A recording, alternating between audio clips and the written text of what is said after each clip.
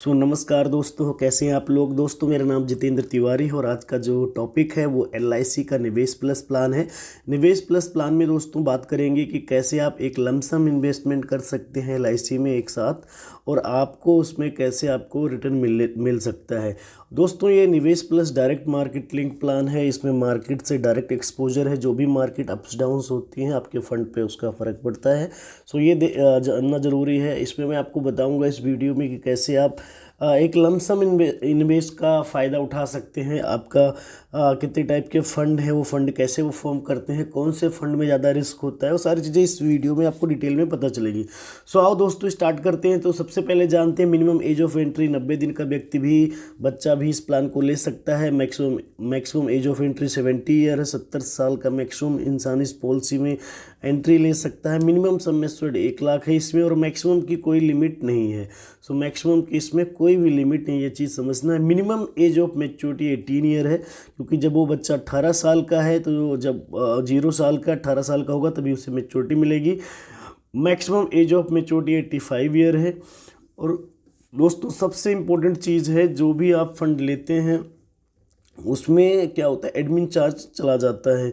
लेकिन LIC के इस प्लान में एडमिन चार्ज नील है लगभग। और आप देख सकते हैं इसमें हर साल 5 साल में 5% आपका जो है वो आपका फंड का ऐड होगा। इसमें 10 साल पे ऐड होगा, 15 पे, 20 पे, 25 पे, यानी 5, 10, 15, 20, 25 पे कुछ ना कुछ आपका जो फंड है वो आपका जो गारंटेड एडिशन के रूप में आपके इसमें ऐड हो जाएगा, जिससे आपका जो एडमिन चार्ज है वो लगभग 0 हो जाएगा। ये आपको बेनिफिट, बहुत ज़बरदस्त बेनिफिट इस चीज़ का आपको मिलता है।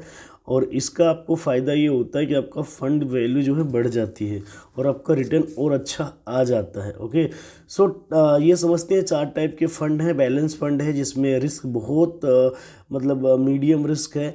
ग्रोथ फंड है जिसमें हाई रिस्क है, लेकिन जैसे ग्रोथ फंड में रिस्क हाई है तो रिवॉर्ड हाई है।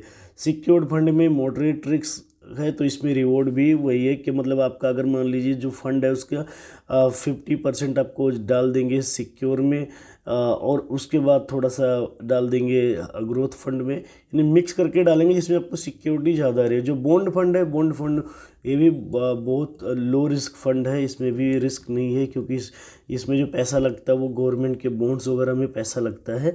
तो ये भी आपको बिल्कुल रिस्क फ्री आपको प्रोवाइड करता है, लेकिन रिटर्न उस हिसाब से इन दोनों में तीनों में कम रहता है। रिटर्न आपको सबसे अच्छी मिलेगी ग्रोथ फंड में, जहाँ रिस्क ज़्यादा वही रिटर्न ज़्यादा है। बाकियों में रिटर्न है लेकिन सबसे ज़्यादा रिटर्न ग्रोथ फंड में है। ओके, तो ये भी आपको समझना है कि जहाँ रिस्क है और आज का जो टाइम है मार्केट गिर रही है, जाहिर सी बात है अगर सही टाइम पे पैसा लगेगा तो आपको रिटर्न तो अच्छा मिलना ही मिलना है। एग्जांपल के थ्रू समझते हैं। एज 30 साल है, 1 लाख का सम एश्योर्ड लिया है और 25 साल का हमने टर्म डाला है। यानी आज किसी के पास कहीं से पैसा आया, 1 लाख रुपए उसके पास इकट्ठा है, उसने एक साथ 1 लाख रुपए डाल दिया। उसका बेनिफिट ये होगा कि अगर ग्रोथ हम 15% लेके चलते हैं, जो आज के टाइम में LIC क्लेम कर रही है इस प्लान में इस टाइम में जो रिटर्न आ रही है, जो पास्ट रिटर्न का परफॉर्मेंस है वो 15% से भी ज़्यादा है। तो उसमें आपको लगभग 1 लाख रुपए अगर आप लगाते हैं तो 20 लाख रुपए का आपको रिटर्न मिल जाता है। और जो मैंने आपसे बात की 5% की, वो आप देख सकते हैं। 5 साल 10 साल की जो मैंने गारंटेड एडिशन की बात की, तो आप देख सकते हैं 5वें साल 3,000, 10वें साल 4,000, 15वें साल 5,000 और 20वें साल 6,000, 7वें साल 7,000।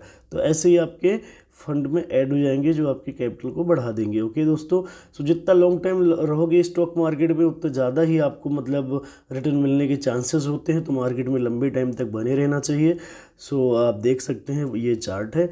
दोस्तों अगर आप चैनल पे फर्स्ट टाइम आए हैं तो प्लीज़ चैनल को सब्सक्राइब ज़रूर कीजिएगा और वीडियो को अच्छी लगे तो लाइक कीजिएगा। दोस्तों thank you so much, thanks for watching, thank you so much.